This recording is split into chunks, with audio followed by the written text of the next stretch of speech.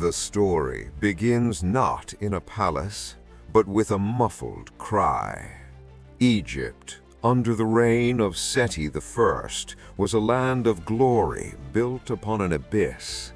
The sun god Ra bathed the pyramids in gold that seemed eternal, but along the muddy banks of the Nile, reality was stained crimson. Pharaoh, seized by paranoid fear that the Hebrew slaves would become more numerous and stronger than their masters, proclaimed the darkest decree in human history.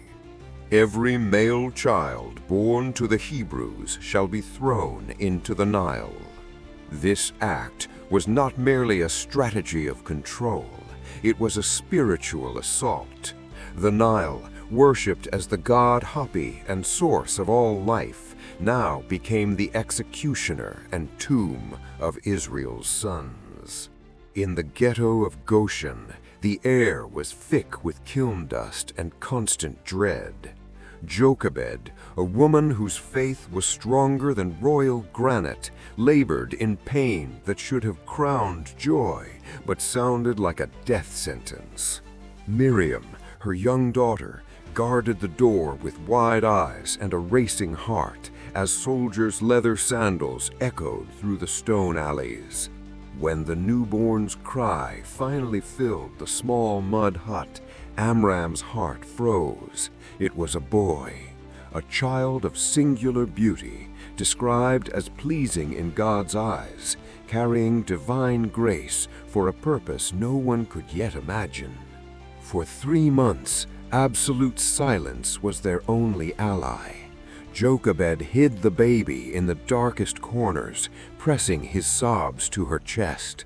But danger closed in. The smell of death haunted the alleys as soldiers searched every crack for life. With trembling hands, yet unbreakable resolve, Jochebed wove a small papyrus basket and sealed it with pitch and tar, turning what could have been a coffin into an ark of salvation. It was preservation in the midst of judgment. At dawn's dim light, as cold mist rose from the waters, Jochebed placed the basket among the reeds. "Go, my son, may the God who gave you life be your captain." Hidden in the tall plants, Miriam followed the basket with breath held. It drifted past dangers until reaching the private garden of Pharaoh's daughter, an oasis of lotus flowers and perfumed waters. Hanutmir, the princess, sought relief in the river. When her servants opened the basket, the baby's cry changed the destiny of the world. Compassion overpowered royal law. "This is one of the Hebrew children," she said, recognizing his origin. Miriam approached with supernatural courage and offered a nurse. And by divine irony, Moses was returned to his own mother's arms. He drank the milk of freedom before tasting royal bread. Years passed, and the child of the river became Prince Moses.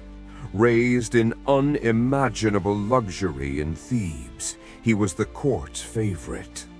He wore the finest linen, gold of Ophir, and was trained in every art of the empire: strategy, rhetoric, and war. At his side stood Ramses, the rightful heir, brothers in upbringing and rivals in skill. Yet Moses never belonged to that world of stone idols. Where Ramses saw tools, Moses saw faces. He saw souls. The stories whispered by Jochebed burned beneath his Egyptian identity. He was shepherd blood, heir to Abraham's promise. Tension exploded under the blazing sun of Pi-Ramses. Moses went to observe the construction of the treasure cities and witnessed raw brutality. An Egyptian overseer laughed while beating an elderly Hebrew slave without mercy. The crack of the whip echoed in Moses' soul like a call to war. At that moment, he rejected the palace. He chose suffering with his people. Seeing no witnesses, Moses struck. The warrior's strength fused with the liberator's fury. The overseer fell dead. Moses buried him in the sand, hoping the desert would hide the secret. But the next day, the truth surfaced. Trying to break up a fight between two Hebrews, Moses heard the words that shattered everything. "Who made you ruler? Will you kill me as you killed the Egyptian?" Fear froze his blood. If a slave knew, Pharaoh would soon know. Seti I, enraged by betrayal, ordered his execution. Moses, who once held Egypt in his hands, now had only the horizon. He fled into the desert of Midian, leaving gold, power, and his former life behind. Thus began 40 years of exile. The desert is a merciless teacher. It strips a man of everything unnecessary until only essence remains. Moses walked for days, thirst burning his throat and sun scorching his noble skin. Exhausted, he reached a well in Midian. There he defended Jethro's daughters from rough shepherds, fighting not as a prince, but as a righteous man. Jethro welcomed him. For 40 years, palace became tent, sword became shepherd's staff. He married Zipporah and had sons whose names reflected his exile. Moses learned patience, humility, and silence. The Egyptian was dying so the prophet could be born. One day, guiding the flock near Mount Horeb, the mountain of God, Moses saw the impossible. A bush burned, yet its leaves remained green. The fire did not consume it. Curious, he approached, and a voice carrying eternity thundered, "Moses, Moses, remove your sandals, for the place where you stand is holy ground." There, the God of his fathers revealed himself. "I have seen the suffering of my people and have come down to deliver them." Moses stammered, "Who am I to go to Pharaoh?" He voiced doubts, fears, and his difficulty speaking. But God answered firmly, "What is in your hand?" A staff, dry wood. God turned it into a serpent and back again. Power was not in Moses, but in the great I Am. Moses returned to Egypt, not with armies, but with a staff and his brother Aaron. The land was broken. Seti had died. Ramses II now ruled as absolute lord. Ramses saw himself as a living god. The palace meeting crackled with tension. Moses, now 80 years old, with fire in his eyes, declared, "Thus says the Lord, let my people go." Ramses laughed with contempt. "Who is the Lord? I do not know the Lord, nor will I let Israel go."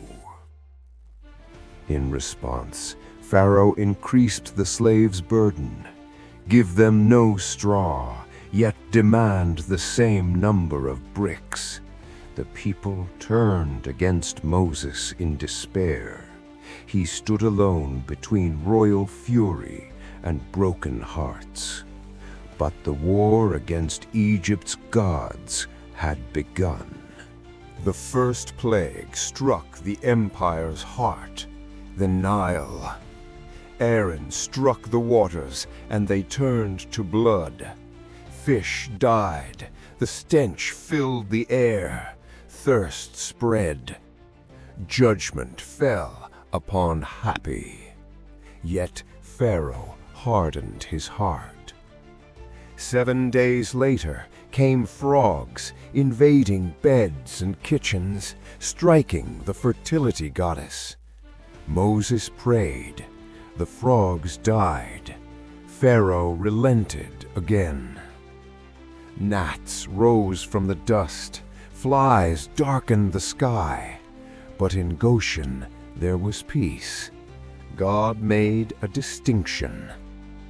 Livestock died, crushing Egypt's economy and sacred beasts. Boils erupted, leaving even magicians helpless. Hail mixed with fire destroyed the fields. Pharaoh admitted God's justice, yet hardened again. Locusts devoured what remained. Then came darkness, thick and terrifying for 3 days. Ra, the sun god, was defeated, but light remained with Israel. Moses announced the final plague, the death of the firstborn. To be spared, the Hebrews had to obey, sacrifice a perfect lamb, and mark their doors with blood. It was the first Passover, the sign of substitution. That night, as they ate in haste, ready to depart, the angel of death passed through Egypt. At midnight, a cry like never before rose into the heavens. From slave's son to Pharaoh's heir, every firstborn died. Ramses, holding his lifeless son, shattered. "Rise, leave my people!" 600,000 men, with women and children, departed. They took gold and jewels, wages for centuries of slavery. Freedom was born in one night of faith. Led by cloud by day and fire by night, Israel marched. But Ramses' hatred returned. What have we done? He prepared 600 war chariots and pursued them. Trapped between the Red Sea and Egyptian swords, panic erupted. Were there no graves in Egypt? Moses answered calmly, "Do not fear. Stand still and see the Lord's deliverance. The Lord will fight for you." The pillar of fire moved behind them, blocking the Egyptians. Moses stretched out his staff. A mighty east wind blew all night, splitting the sea. Walls of water rose on both sides. Dry ground appeared. Israel crossed. The Egyptians followed, but chariot wheels broke loose. Terror changed sides.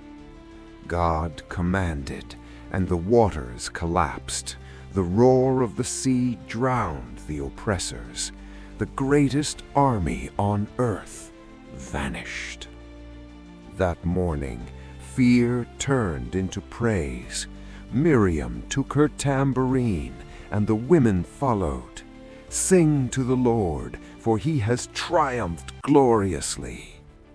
Moses looked across the vast desert. They were no longer slaves. They were a free nation. The journey had only begun toward Sinai, the law, and the promised land. And you, what does this story of faith and liberation teach you today? Comment below and share this epic